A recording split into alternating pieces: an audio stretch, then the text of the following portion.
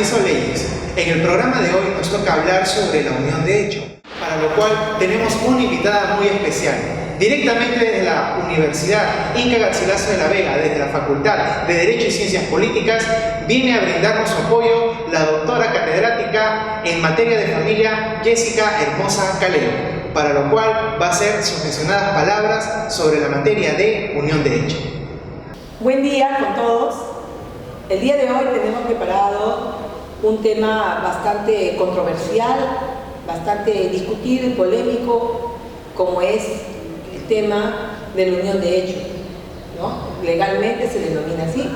Y va a estar desarrollado por un equipo de trabajo de estudiantes de la Facultad de Derecho y Ciencia Política de la Universidad Inca Garcilaso de la Vega, en Lima, Perú, en el cual vamos a ver aspectos más relevantes sobre el tema, porque si bien es cierto, en el año 2013 entró en vigencia una ley que ampara y suma a lo que en 1984 establece un artículo del Código Civil, que es el 326, en el cual nos da un concepto apropiado con la finalidad y la base de amparar y proteger a la familia, también permitir las uniones entre lo que conocemos nosotros con otros nombres, como es los convivientes, parejas que viven juntos en el mismo techo, y también el concubinato. Pero la ley le da esta apreciación legal como es el término unión de hecho, para lo cual hemos preparado en varias fases, ¿no?, el trabajo que vamos a continuación a escuchar la exposición, y para decirles que si bien es cierto, la ley ampara y protege a las parejas, protege la unión, protege por eso el amor, que existan entre ellos y que sea llevadero, y que sobre todo que haya respeto, valores, ¿no? Para eso la ley está integrada, para que esté escrita. ¿Para qué? Para que lo puedan cumplir. ¿Quiénes? Aquellos que no quieran cumplirlo, porque donde hay amor sobran las leyes, dice una frase, ¿no?, de un filósofo de la historia. Pero para ello, justamente, viendo el otro lado de la cara de la moneda, muchas veces se presentan situaciones contrarias, ¿con cuáles? Una que no es permitido por ninguna mujer o por ningún hombre, que es la infidelidad, que es lo que prácticamente va a romper la relación automáticamente. Ya no va a ser la misma, se naturaliza, se resquebraja. Pero para ello, si hablamos nosotros de la unión de hecho, tengamos presente que es la unión concertada entre un hombre y una mujer, ¿no?, debidamente libres de impedimento matrimonial, cuya finalidad es también hacer vida en común, es decir, lo mismo que señala el concepto, ¿no?, por analogía a lo que es el matrimonio. Entonces se deben cumplir con los estándares que señala la ley. No lo prescribe para la unión de hecho, pero sí debemos tener presente que debe cumplirse, ¿no?, como en el caso de los parentescos, ¿no?, parientes colaterales, consanguíneos, etc. También debe señalarse, por ejemplo, la unión de hecho, también cómo evoluciona, ¿no?, porque la historia, si bien es cierto, aparece prescrito en el Código Civil de 1936, porque en el Código Civil anterior de 1852 no lo ampara. ¿Por qué? Porque el código mencionado último tiene antecedentes de ser una copia del derecho canónico, y cuando hablamos de la parte teleológica prohíbe a las parejas, porque hasta el día de hoy se declara como un pecado poder estar unidas sin haberse casado. Entonces la ley es precisa y clara. Entonces vamos a ver todos estos aspectos señalados, y también un punto primordial, como es que hoy en día, así como tenemos la ley 30.007 para los casos de sociedades gananciales que ya forman aquella pareja conviviente, ¿no?, como se dice, que mantiene más de 2 años de estar juntos viviendo en armonía y en amor entre ellos, como lo señala el concepto del artículo 326 del Código Civil. Entonces ya se asumen derechos para ellos. Pero el punto principal también es que hay otro beneficio más hoy en día para los convivientes, para la unión de hecho. ¿Cuál es? Que ya se puede acudir a la notaría pública colegiada para poder inscribirlos a través de una declaración de convivencia. Y se tienen que reunir una serie de requisitos. Una vez que el notario lo admite, ¿no?, prepara las escrituras, firman las partes y lo elevan a los registros públicos, a la sección de personas, para que quede legalmente, ¿no?, acreditado la relación, ¿no?, que mantiene un hombre y una mujer que se han unido para vivir juntos. Entonces, a continuación vamos a escuchar los siguientes temas que hemos preparado para el día de hoy y que pueda servir para sus estudios, pueda servir al ejercicio profesional también para poder resolver los problemas legales que todavía, ¿no?, están pendientes, o pueda haber algún vacío legal y pueda ser útil, pueda servir para usted. ¿Cómo están, amigos? Mi nombre es Sur. En esta oportunidad vamos a hablar sobre el concubinato o unión de hecho. Hablamos un poco de los antecedentes. Podemos decir que el concubinato viene desde la época romana, desde Justiniano y otros emperadores que establecieron la unión de hecho que se da entre un hombre y una mujer que deciden mantener una convivencia de manera unida. Asimismo, podemos decir también que en el Perú se van a establecer también esta unión de hecho desde la época incaica, en la cual se denominaba concubinato también. Aquí se va a dar el concubinato por, de alguna manera, el administrador o el gobernador, en este caso, era el que establecía estas relaciones para las contribuciones y atribuciones. Asimismo, podemos decir que en la época colonial también se va a establecer estas uniones, pero ellas se van a establecer porque había una serie de discriminación social. Quiere decir que, por ejemplo, un español no podía casarse con una mujer indígena. A continuación voy a darles una breve reseña sobre las constituciones y los códigos civiles del Perú. En el Código de 1852 no se establecía la unión de hecho porque ésta se va a adherir al Código Canónico. Asimismo, en el Código Civil de 1936 sí se establece ya la unión de hecho, pero se decía que tanto el hombre y la mujer iban a mantener sus bienes de manera separada, quiere decir de manera individual cada uno. En el Código, en la Constitución de 1979 ya se establecía una unión de hecho. Asimismo, en nuestra Constitución del 93 también lo establece de esa manera, pero sin embargo aquí los bienes o la sociedad de gananciales ya estaba permitida en esta unión.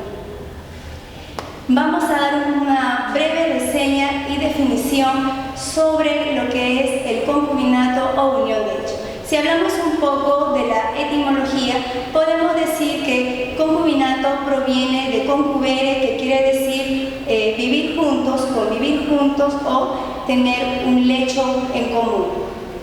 Asimismo, entonces, podemos definir que el concubinato va a ser aquella unión estable entre un hombre y una mujer que deciden mantener una relación unida, van a vivir juntos, incluso pueden también procrear, mantener una familia.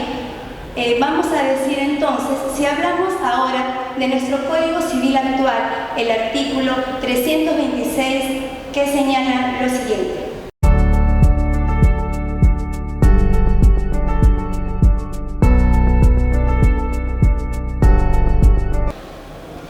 Bueno, en este código, como podemos ver, ya se va a establecer, se va a formalizar de alguna manera esta unión, estableciendo que esta unión tiene que tener por lo menos 2 años de duración continua, consecutiva. Podemos decir también, siguiendo del concubinato y la unión de hecho, podemos decir que esta va a tener 2 tipos. Estos 2 tipos van a ser los siguientes. Tenemos una unión de hecho propia y una se va a establecer cuando un hombre y una mujer no tienen ningún impedimento matrimonial para poder establecer esta convivencia. Asimismo, la unión de hecho impropia, sin embargo, aquí sí se va a dar algún impedimento, puede ser un impedimento matrimonial para que esta unión no se lleve a cabo. Algunos elementos importantes que podemos rescatar de este concubinato o unión de hecho puede ser uno de ellos que sea heterosexual. Quiere decir que esta unión de hecho solo se va a establecer entre un varón y una mujer. Asimismo, podemos decir que otro elemento importante puede ser también el elemento de la fidelidad. Hablando de fidelidad como aquel sentimiento de amor, pero también de respeto para el conviviente. Asimismo, la fidelidad también es un término moral. Otro elemento importante que podemos darle a este concubinato o unión de hecho también puede ser el de singularidad. También estamos hablando que esta unión de hecho tiene que darse de manera continua, permanente y no debe haber ningún impedimento matrimonial que de alguna manera pueda destruir o realizar la separación de estas dos personas. También hablamos que estas uniones de hecho deben de darse de manera pública. Quiere decir que tanto el hombre y la mujer que deciden mantener una relación en convivencia sin estar casados deben de hacerla notoria tanto en sus relaciones sociales como en la familia, como con los amigos y los vecinos.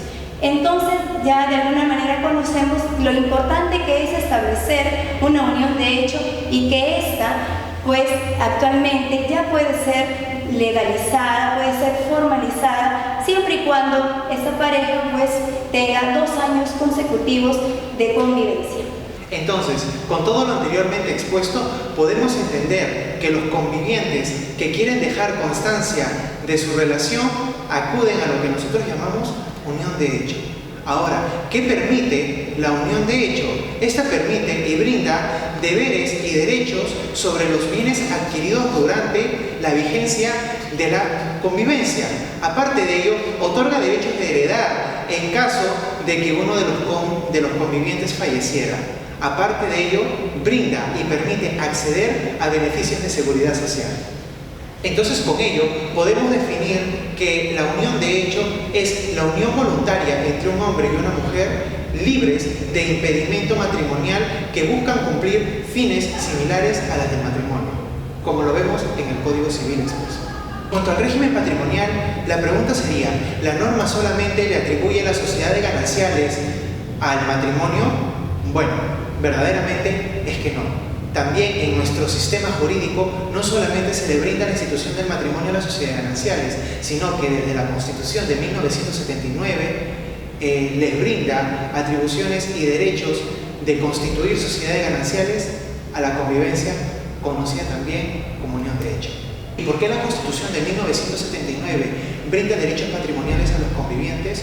Bueno, es por un tema meramente de justicia, porque por muchas razones de nuestra realidad nacional, muchos peruanos y peruanas acuden a la institución de la unión de hecho por tema de situación económica o, bueno, falta de contacto con el Estado. Es por ello que cuando se separan, generan a la parte más débil una situación perjudicial, dejándola en el desamparo, lo cual mediante la norma constitucional trata de evitarse. Entonces, ¿qué bienes conforman las sociedades gananciales? Pues la conforman todos los bienes obtenidos durante la vigencia de la convivencia. Bueno, en cuanto a los bienes propios, podemos decir que son todos los adquiridos antes de la convivencia y también son todos aquellos adquiridos a título gratuito. ¿Y qué son los bienes sociales? Bueno, por oposición son aquellos que no son bienes propios, como las rentas de trabajo y los frutos. Ahora, hay una excepción. La norma considera también bienes propios, aún en las sociedades gananciales, a los siguientes: la indemnización por accidente, los derechos de autor, las rentas vitalicias, los objetos de uso personal y las acciones redistribuidas por revaluación. Hola, Hola, soy Kimberly. En esta oportunidad les voy a presentar lo que es el tema de los efectos de la unión de hecho. Dentro de estos se encuentran los efectos personales y dentro de estos voy a tocar el tema del derecho de alimentos entre los convivientes. En el régimen de sociedad de gananciales, el sostenimiento del hogar se identifica con el concepto de la carga familiar y se circunscribe a la actuación de la potestad doméstica. El sostenimiento del hogar debe considerarse como los gastos comunes y necesarios para el mantenimiento de la familia. Educación, instrucción de los hijos, habitación, vestidos, atención de enfermedades y todos aquellos gastos propios que genera el tener una familia.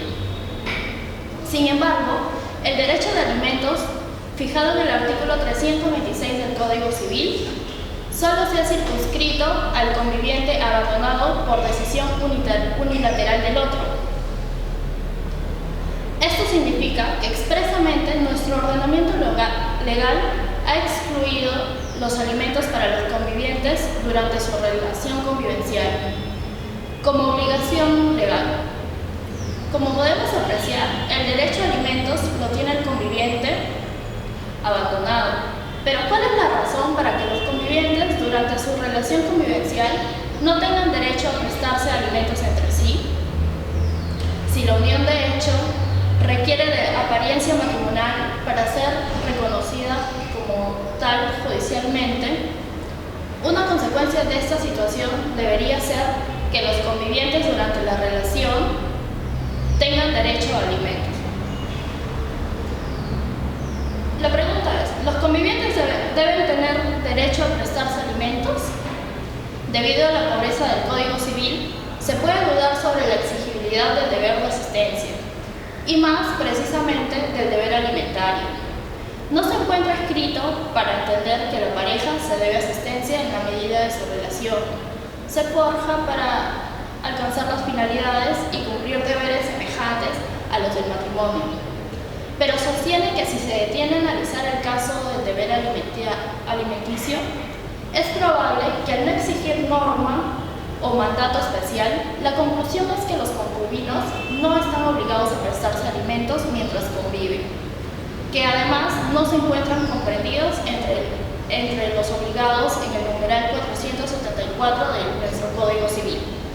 Según la jurista Yolanda Vázquez García, menciona lo siguiente al respecto. En la unión de hecho, se presenta una obligación alimentaria similar a la que existe entre los cónyuges. Sin embargo, señala que esta no es legal, sino de carácter natural.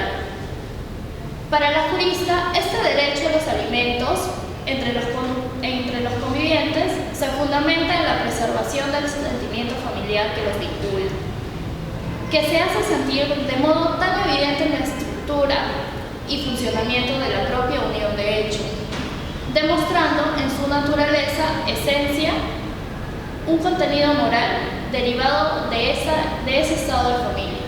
Los casos excepcionales del derecho de alimentos. En el derecho familiar peruano se deben alimentos recíprocamente los cónyuges, los ascendientes, los descendientes y los hermanos. Como podemos observar, en términos generales, el conviviente no tiene derecho a alimentos, salvo en dos excepciones. La primera, cuando el conviviente ha sido abandonado por decisión unilateral del otro y no ha elegido la acción de indemnización. Nuestra disposición legal solo reconoce el derecho de los miembros de la pareja a reclamar una pensión alimenticia al otro cuando se produzca la ruptura, exigiendo también que se cumpla alguna de las circunstancias previstas en la norma. En caso de que el conviviente abandonado elija la acción alimentaria, deberá demostrar su estado de necesidad. El juez regulará los alimentos en proporción de las necesidades del conviviente que los pida y de acuerdo a las posibilidades del conviviente que debe dar. La segunda sanción es cuando se presenta el caso de la madre conviviente. La circunstancia de la maternidad modifica las reglas generales, comprendiendo para este caso a la unión de hecho con y sin impedimentos legales para contraer matrimonio. Si el padre ha reconocido al hijo, la madre tendrá derecho a alimentos durante los 60 días anteriores y los 60 días posteriores al parto, así como al pago de los gastos ocasionados por este y por el embarazo. También tiene derecho a ser indemnizada por el daño moral en los casos de abuso de autoridad o de promesa de matrimonio si ésta consta de manera indubitable o de cohabitación delictuosa o de minoridad al tiempo de la concepción. La segunda sanción es cuando se presenta el caso de la madre conviviente. La circunstancia de la maternidad modifica las reglas generales, comprendiendo para este caso a la unión de hecho con y sin impedimentos legales para contraer matrimonio. Si el padre ha reconocido al hijo, la madre tendrá derecho a alimentos durante los 60 días anteriores y los 60 días posteriores al parto, así como al pago de los gastos ocasionados por este y por el embarazo. Antes de la ley 30007 existían 4 situaciones en las que el conviviente podía ser heredero de su pareja fallecida. El primero, el conviviente con hijos u otros descendientes o cónyuge. El segundo, el conviviente que solo tenga padres u otros ascendientes. Tercero, el conviviente que no tiene parientes ni cónyuge. Cuarto, el matrimonio celebrado para regularizar una situación de hecho. La normatividad peruana también otorga derechos de seguridad social a los convivientes, como es el caso de la pensión de viudez. En el Sistema Nacional de Pensiones de la Seguridad Social, dispone que tiene derecho a la pensión de viudez solo el cónyuge del asegurado o pensionista fallecido. Sin embargo, en el sistema privado de pensiones, le reconoce el derecho de pensión de sobrevivencia al conviviente supérstite. Entonces, ¿el conviviente supérstite tiene derecho a una pensión de viudez? Bueno, en el Perú, el Sistema Nacional de Pensiones decretó la Ley 19990, donde dispone que tiene derecho de pensión de viudez la cónyuge o el asegurado o pensionista fallecido y el cónyuge inválido o mayor de 60 años, siempre que el matrimonio se hubiera celebrado por lo menos un año antes del fallecimiento del causante y antes de que éste cumpla 60 años de edad si fuese hombre o 50 años de edad si fuese mujer, o más de 2 años antes del fallecimiento del causante en caso de haberse celebrado el matrimonio a edad mayor de la indicada. Se exceptúan de los requisitos relativos a la fecha de celebración del matrimonio los siguientes casos: que el fallecimiento del causante se haya producido por accidente, que tengan o hayan tenido uno o más hijos comunes y que la viuda se encuentre en estado grávido a la fecha del fallecimiento del asegurado. Bien, la pensión de viudez se otorga de acuerdo a las normas siguientes. Primero, 100% de la pensión de invalidez o cesantía que percibía o hubiera tenido derecho a percibir el causante, siempre que el monto de dicha pensión no supere la remuneración mínima vital. Segundo, 50% de la pensión de invalidez o cesantía que percibía o hubiera tenido derecho a percibir el causante en los casos en que el valor de dicha pensión sea mayor a una remuneración mínima vital, estableciéndose para estos una pensión mínima de viudez equivalente a una remuneración mínima. Tercero, el cónyuge sobreviviente inválido con derecho a pensión que requiere del cuidado permanente de otra persona para efectuar los actos ordinarios de la vida. Percibirá además una bonificación mensual cuyo monto será igual a una remuneración mínima vital, siempre que así lo dictamine una admisión médica del Seguro Social de Salud. Mi nombre es Dante y en esta oportunidad voy a pasarles a comentar cómo se registra la unión de hecho en vía notarial, ¿no? Actualmente, el procedimiento para ser reconocido como conviviente es independiente de tener hijos o no. El Poder Legislativo, a través de la Ley 30007, publicada en el Diario Oficial del Peruano, con fecha 17 de abril de 2013, la cual señala como objeto de la presente ley reconocer los derechos sucesorios entre un varón y una mujer, libres de cualquier tipo de impedimento matrimonial, que conforman una unión de hecho. Asimismo, dentro del artículo 7 de la antes mencionada ley, incorpora dentro del inciso 10 del artículo 2030 del Código Civil como actos y resoluciones registrables, el cual señala las uniones de hecho inscritas en vía notarial o reconocidas por vía registral. La unión de hecho actualmente se puede inscribir en el registro de personas naturales de la SUNAT. La pareja debe precisar la fecha de inicio de la relación, así como de su finalización. En caso se produjera ello con el objeto de diferenciar con exactitud los bienes muebles e inmuebles que le corresponda a cada uno y evitar una injusta redistribución de sus patrimonios. ¿Cuál es el procedimiento para inscribir una unión de hecho? Los pasos para inscribir una unión de hecho son los siguientes: presentar una solicitud que incluya los nombres y firmas de ambos solicitantes, así como el reconocimiento expreso que conviven no menos de 2 años de manera continua, declaración expresa de los solicitantes que se encuentran libres de impedimento matrimonial y que ninguno tiene vida en común con varón o mujer, según sea el caso, certificado domiciliario de los solicitantes, certificado negativo de unión de hecho tanto del varón como de la mujer, expedido en el registro de personas jurídicas de la oficina registral donde domicilian los solicitantes, declaración de 2 testigos indicando que los solicitantes conviven 2 años continuos o más, otros documentos que acrediten que la unión de hecho tiene por lo menos 2 años continuos.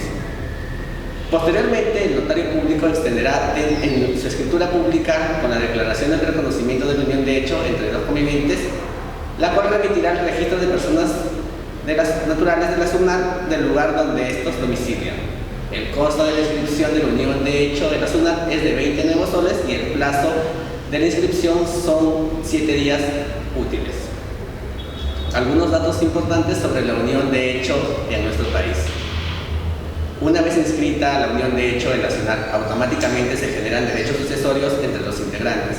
Si cualquiera de las 2 partes solicitantes proporciona información falsa para sustentar su pedido ante el notario, será posible de responsabilidad penal.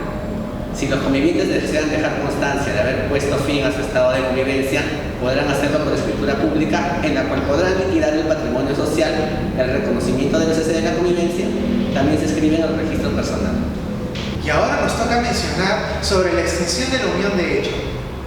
Bien, en cuanto a la unión de hecho, dice el derecho español que se prevén compensaciones para el caso de ruptura de la unión de hecho.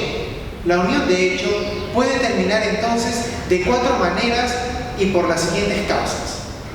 1. Muerte de uno de los convivientes. 2. Ausencia judicial declarada. Y 3. Mutuo acuerdo. En estos 3 primeros casos citados, si la unión de hecho cumple con los requisitos del artículo 326, los convivientes tienen derecho a que el juez les reconozca el régimen de sociedades gananciales establecidos por la ley. Bien, para que esto sea aplicable, este reconocimiento de los efectos, el juez previamente debe haber declarado la existencia de la unión de hecho. El reconocimiento del régimen de gananciales tendrá como propósito la disolución y liquidación y el reparto de los gananciales entre los convivientes. Decisión unilateral. Esta es la 4ª forma de la extinción de la unión de hecho. La presentación de esta causal es la más frecuente en la jurisprudencia nacional y la ley le confiere mayores derechos por la situación del abandono injustificado. El trámite es similar para las demás causales, con la diferencia de que las pretensiones serán 3. 1. Declaración judicial de la existencia de unión de hecho. 2. Reconocimiento judicial del régimen de sociedades gananciales. Y 3. Indemnización o pensión de alimentos. La jurisprudencia nacional ha incorporado el término cese de la unión de hecho, el cual no solamente consiste en la finalización de la convivencia bajo un mismo techo, sino aun cuando ésta persista y cualquiera de los convivientes se sustraiga intencional y deliberadamente de sus obligaciones emergentes en la unión de hecho. Con este caso, antes de terminar, nos parece relevante entonces comparar el régimen sancionatorio en el caso de la unión de hecho por abandono del conviviente con el divorcio por abandono injustificado del hogar. En el caso de divorcio por abandono injustificado del hogar, se sanciona al cónyuge abandonante con la pérdida del derecho de gananciales que proceda de los bienes del otro y cuando corresponda con la reparación del daño moral. Esto por haber afectado gravemente el legítimo interés personal del cónyuge inocente. En cambio, en la unión de hecho, el conviviente abandonante tendrá que indemnizar al conviviente abandonado o pagarle una pensión de alimentos, según lo que elija este último, sin perjuicio de devolverle los gananciales que le corresponda cuando la declaración judicial de la unión de hecho reconozca sociedad de gananciales.